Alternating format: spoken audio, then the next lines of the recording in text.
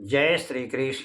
आज का विषय है कि यमदेव पर माता का शाप कैसे हुआ। तो आए हम इस रहस्य को जानें। यमदेव स्वर्ग के दंडाधिकारी हैं। इनको हम यमराज भी कहते हैं और इन्हें हम धर्मराज भी कहते हैं। ये सूर्य भगवान के दूसरे पुत्र हैं। इनकी माता का नाम संज्ञा देवी है, जो कि विश्वकर्मा भगवान की प्रिय पुत्री है। ये अपनी माता संज्ञा देवी के गर्भ से उत्पन्न सहोदर 4 भाई हैं और इनकी एक बहन है जिनका नाम यमी था, जो कि बाद में वहीं जमुना नदी बन गई। इनके बड़े भाई का नाम सत्यव्रत श्राद्ध देव वैवस्वत है, जो कि इस 7वें मनवंतर के राजा हैं। इसीलिए संकल्प में वैवस्वत मनवंतरी बोला जाता है। और इनके दोनों छोटे भाइयों का नाम अश्विनी कुमार है, जो कि स्वर्ग के देवता और वैद्य हैं।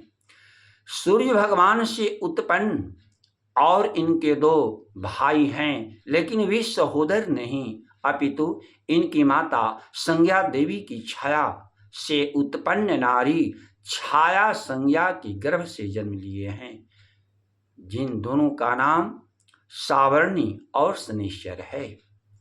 इनकी छोटी माता छाया संज्ञा ने धर्मराज को शाप दे दी, जिसके कारण धर्म का पैर क्षीण हो जाता है। सतयुग में धर्म के कुल 4 पैर थे, लेकिन क्षीण होकर ही त्रेता में धर्म के 3 ही पैर बचे। क्षीण होकर ही वहीं द्वापर में धर्म के 3 ही पैर बचे और आज क्षीण होकर ही कलयुग में धर्म का केवल एक ही पैर बचा है। धर्म एक ही पैर पर खड़ा है। आखिर ऐसा क्यों?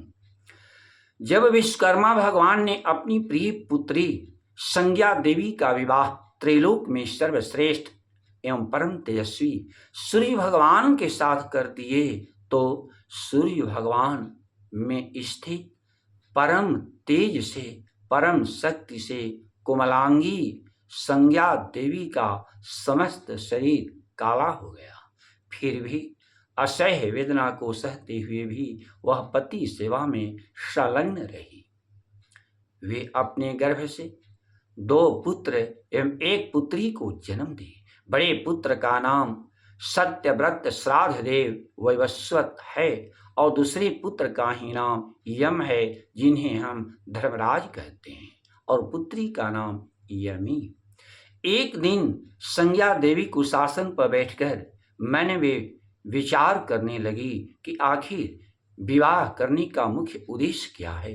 तो विवाह करने का मुख्य उद्देश्य तो कुल की वृद्धि करना है और नारी का परम धर्म तो पति की सेवा करना है। लेकिन अब मैं क्या कर सकती हूँ?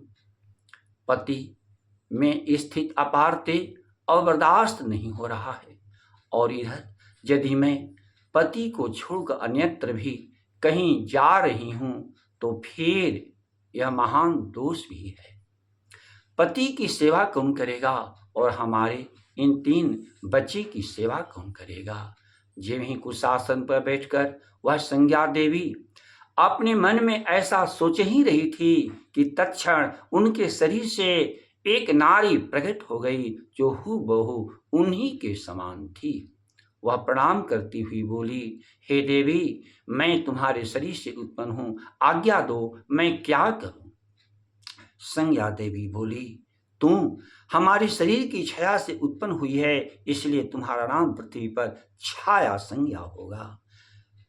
त्रिलोक में सर्वश्रेष्ठ सूर्य भगवान हमारे पति देव हैं और ये तीनों हमारे बच्चे हैं।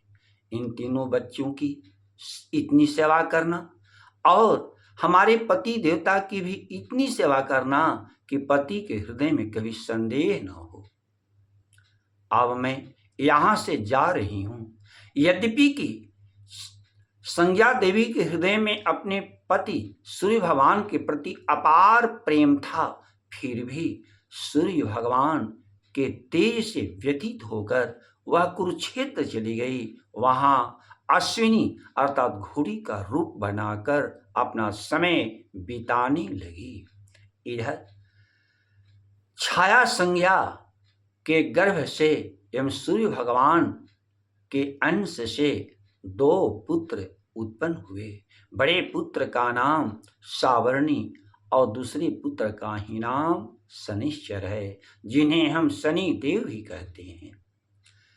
छाया संज्ञा अपने छोटे पुत्र शनि देव पर ज्यादा प्यार दुलार किया करती थी। जब धर्मराज यानी सूर्य भगवान के दूसरे पुत्र, जो नियम के पक्के थे, सिद्धांत के पक्के थे, जिन्हें हम यम भी कहते हैं, जब उन्होंने देखा कि मेरी माँ तो छोटे पुत्र पर ही ज्यादा स्नेह करती है, तो एक दिन वे माँ से बोले, हे माँ, माँ का धर्म तो सभी पुत्रों पर समान प्रेम करना होता है, लेकिन तू हमेशा शनि पर ही अधिक लाड़ प्यार दुलार किया करती हो, ऐसा क्यों?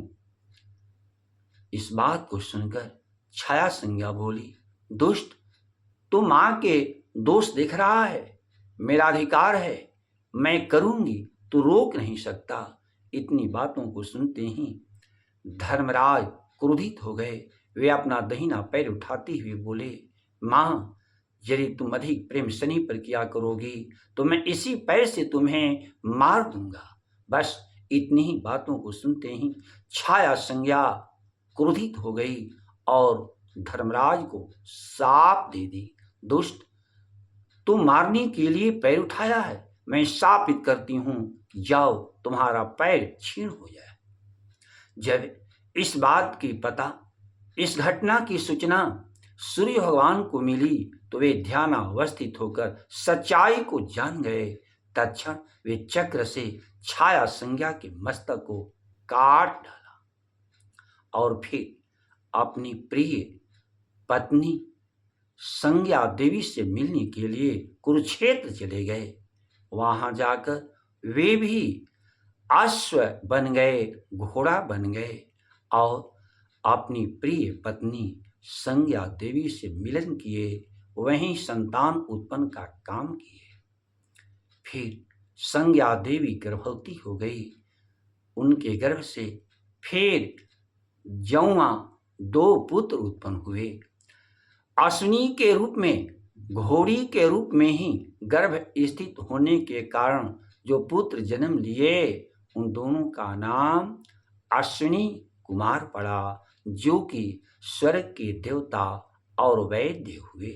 और वहीं यम, वहीं धर्म, जो नियम के पक्के थे, सिद्धांत के पक्के थे, वे स्वर्ग के दंडाधिकारी न्यायाधीश बने, जो कि छोटी माता छाया संज्ञा के शाप से उनका पैर छीन हो जाता है।